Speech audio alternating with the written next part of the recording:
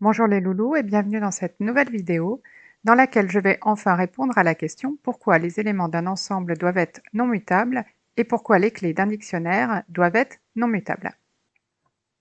Commençons par les ensembles et je vais commencer par quelques petits rappels et de vous montrer un exemple de code correct. Un ensemble est une structure de données qui contient des éléments non mutables donc et qui a la particularité de ne pas contenir de doublons.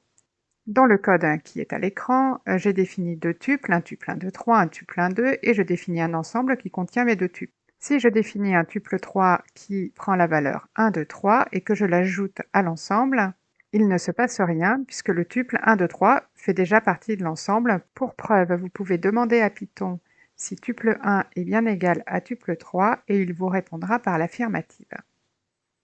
Imaginons maintenant que l'on puisse ajouter des éléments non mutables à un ensemble et voyons ce qui pourrait se passer. Alors, je définis ici deux éléments mutables, deux listes, liste 1 qui contient les éléments 1, 2, 3 et liste 2 qui contient les éléments 1, 2. Je définis un ensemble qui contient mes deux listes. Évidemment, ce code est faux. Python détecte une erreur ici, vous ne pouvez pas le tester. Mais admettons quelques secondes que nous puissions l'écrire. Que se passe-t-il? L'ensemble contient ici deux listes.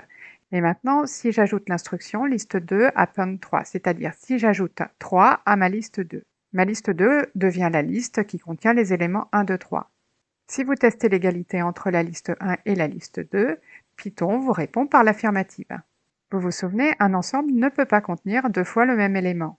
Du coup, l'ensemble serait réduit à un seul élément, 1, 2, 3, ce qui ne semble pas raisonnable puisque je n'ai pas enlevé d'éléments à l'ensemble. Dans ces cas-là, que se passe-t-il si j'ajoute un élément à ma liste 2? Mes deux listes, liste 1 et liste 2, sont de nouveau différentes. Que se passerait-il pour mon ensemble? Est-ce qu'il repasserait à deux éléments? Est-ce que la liste qu'il contient se verrait ajouter 4? Vous voyez ici qu'on arrive très rapidement à des incohérences, et c'est pour cela qu'il n'est pas possible en Python de mettre des éléments mutables dans un ensemble. Parlons maintenant un petit peu des dictionnaires. Je vais commencer, comme pour les ensembles, à rappeler quelques particularités des dictionnaires. Un dictionnaire est une structure de données qui fait l'association entre des clés et des valeurs. Les clés sont nécessairement non mutables. Voici un petit exemple où je définis deux tuples, le tuple qui contient les valeurs 1, 1 et le tuple qui contient les valeurs 1, 2, que je peux utiliser comme clé de mon dictionnaire. Dans un dictionnaire, je peux accéder à une valeur à la condition que je connaisse la clé associée. Dans mon exemple, je peux accéder à la valeur tuple 2 si je connais la clé qui est le tuple 1,2. Imaginons maintenant ce qu'il se passe si j'ai l'autorisation de mettre des objets mutables comme clé de mon dictionnaire. Je définis ici, comme tout à l'heure, deux listes, une liste qui contient les éléments 1 et 1, une deuxième liste qui contient les éléments 1 et 2, que j'utilise comme clé de mon dictionnaire. Évidemment, ce code est faux. Mon dictionnaire ici aurait deux éléments, la liste 1, 1 qui est la clé pour accéder à la valeur liste 1 et la clé 1, 2 qui est la clé pour accéder à la valeur liste 2. Et maintenant, je tape la simple instruction liste 1 crochet 1 est égal à 2. C'est-à-dire que je remplace l'élément d'indice 1 dans la liste 1 par la valeur 2. Ma liste 1 devient donc la liste qui contient les nombres 1 et 2. Python considère maintenant que la liste 1 est égale à la liste 2.